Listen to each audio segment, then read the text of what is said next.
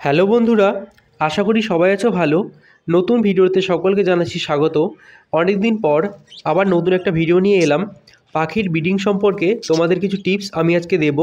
যেই টিপসগুলি তোমরা যদি ফলো করো তাহলে তোমাদের পাখিও খুব সুন্দর ব্রিডিং করবে। তো বন্ধুরা, পাখির ব্রিডিং করানোর আগে সর্বপ্রথম আমাদের মেল ফিমেল পাখিকে চিনতে হবে। সেই টপিকের ভিডিও কিন্তু আমি আগেই করে রেখেছি, তোমরা চাইলে দেখে নিতে পারো। এবং মেল ফিমেল পাখি চেনার পর তাদের পাখি দুটিকে জোড়া দিতে হবে। তো পাখি দুটি নিয়ে এসে আলাদা একটা খাঁচায় তোমাদের রাখতে হবে।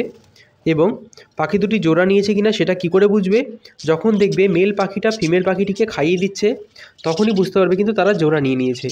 তো বন্ধুরা, পাখি দুটি জোড়া নেওয়া হয়ে গেলে এবার চলে আসি ব্রিডিংয়ের আগে তোমাদের কি কি খাবার দিতে হবে বা কি কি জিনিস তোমাদের মেনটেন করতে হবে। প্রোটিনের ঘাটতি পূরণ করতে হলে তোমাদের অবশ্যই মাঝে মধ্যে এগ ফুড দিতে হবে। বিভিন্ন শাকসবজি তোমরা দিতে পারো। এছাড়াও তোমরা ক্যাটেল ফিশ বোন কিন্তু তোমাদের সবসময় রাখতে হবে। এটা ক্যালসিয়ামের জন্য একটা হাই সোর্স, যেটা পাখিকে কিন্তু ডিম পাড়তে সাহায্য করবে। আর তোমাদের ডিমের খোসাও তোমরা দিতে পারো। তো বন্ধুরা, এই জিনিসগুলি তোমরা যদি মেনে চলো তোমাদের পাখির খাবারের ঘাটতিটা পূরণ হয়ে যাবে এবং পাখিও কিন্তু খুব সহজেই ব্রিডিং মুডে চলে আসবে। এবার ব্রিডিং মুডের এসেছে কিনা সেটা কি করে বুঝবে? পাখির মোল্টিং হয় ফিমেল পাখিটার নাকের ওপরে ঠিক ওই খয়েরি রঙের একটা আস্তরণ পড়ে। সেই আস্তরণটা দেখলেই তোমরা বুঝতে পারবে যে পাখির তখন মোল্টিং হচ্ছে। ঠিক সেই সময় তোমরা যদি খেয়াল করো তাহলে কিন্তু তোমরা দেখতে পাবে যে মেল এবং ফিমেল পাখিরা ব্রিডিং করছে। এবং ব্রিডিংয়ের ঠিক 4-5 দিনের মধ্যেই কিন্তু পাখি ডিম দেওয়া শুরু করে দেয়।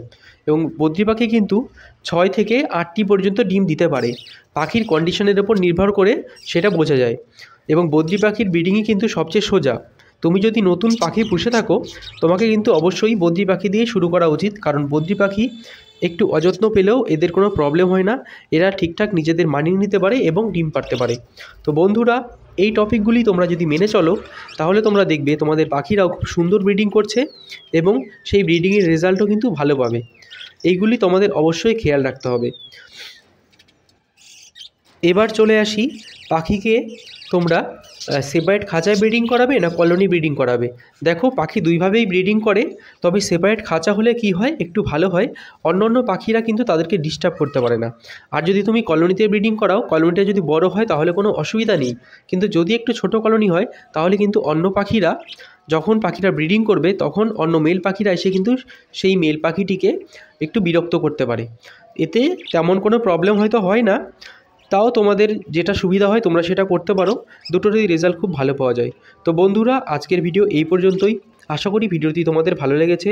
যদি ভালো লেগে থাকে একটা লাইক দিয়ে আমাদের চ্যানেলের পাশে থেকো। দেখা হবে আবার নতুন কোনো ভিডিও নিয়ে, নতুন কোনো টপিকে।